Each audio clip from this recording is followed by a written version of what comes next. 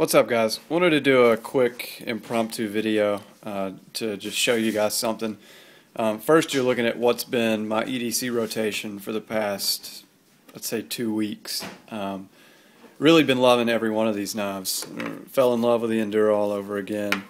Of course, obligatory, I don't leave the house without my Norseman. Definitely one of my favorite knives right this moment. Absolutely love this thing. Been a joy to use, and it keeps an edge for a long time. I like RWL34 a bunch. Lockup's still exactly the same as where it was when I got this thing. Literally hasn't moved. Smooth as glass too. Anyway, so I've been rotating these knives. Still loving the Z-Wear SNG. Scratched up now, but you can't really see it. Still loving the 3-inch Hinderer, and still absolutely loving the M4 710, the new M4 710. I polished the washers on this, and man, it is stupid smooth while having no blade play. I mean, it's honestly pretty retarded how smooth it is. I didn't know that these could get this way, but take it out and polish the washers and it becomes incredibly smooth. I also polished the contact face on the blade tang, and the axis lock bar makes a big difference. Anyway, I wanted to make this video to show something that really surprised me. This is a brand that I don't think I've ever made a video on my channel. But CRKT came out with a new Ripple. Didn't like the look of the original Ripple, but when I saw this one, I wanted to give it a shot, and I must say I really enjoy it, and the quality is very good. The body is steel with a tie-dye coating, I think. I think it's titanium nitride. Not sure on that, but it's a nice gunmetal gray. The texture is different than the original Ripple as well. So the knife, although it's extremely small, and I say extremely small, kind of, table's disgusting. It's about the size of an SNG, but it is extremely thin. It is really thin. Nice standoff construction. 420 J2 for the handle scales. Nice pocket clip on here, much thicker than I thought it would be. I actually like the pocket clip a good bit. IKBS pivot. It's got great flipping action. I mean, once you overcome that detent, it's going to open all the way no matter what. And if you want to make it incredibly fast, you can make it incredibly fast, or you can flip it kind of nice and slow like I do the Norseman. Flipping action is excellent for a $100 knife, and that's what this costs, 100 bucks.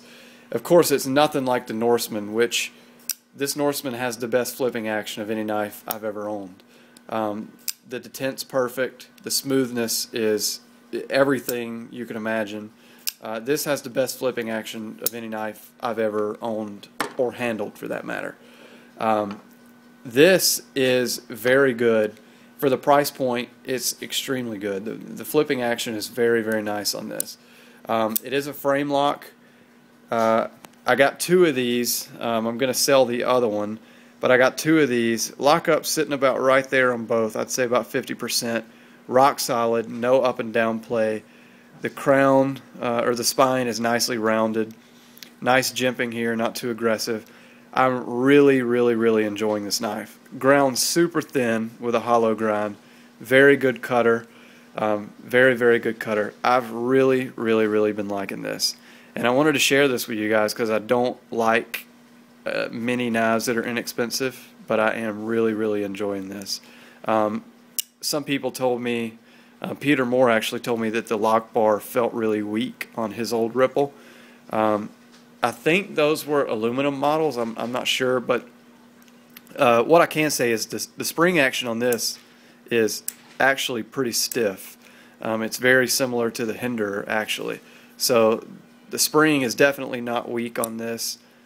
Flipping action, excellent. And the steel is a Q-toe plus. And a Q-toe is very similar to VG10. So with a good heat treat, which I assume CRKT has a fairly good heat treat, you should expect it to perform about like VG10. So, I mean, that's not a bad performer at all. So anyway, I'm really liking this knife. The satin finish on it is beautiful. They did a really nice job on this satin finish.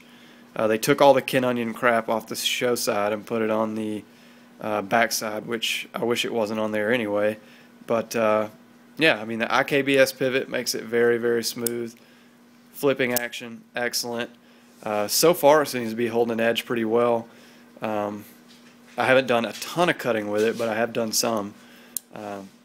Overall, just a good knife. Very good, slim EDC knife. And I've noticed that this is kind of my beater, so I've really been really just not going to baby it, essentially. So anyway, check this out, guys. If you like CRKT, or maybe you've never had some CRKT stuff, I'd definitely check this out. It's awesome. I like it a lot. I like it a lot. Very, very thin, so carries very well. Anyway, also wanted to say I am moving soon, so me and Chelsea got approved to buy a home, so I'm going to be selling a lot of knives. I may sell close to half my collection, so be on the lookout for the next sale video. Going to be a lot of knives in it. Probably going to sell every tilt I have.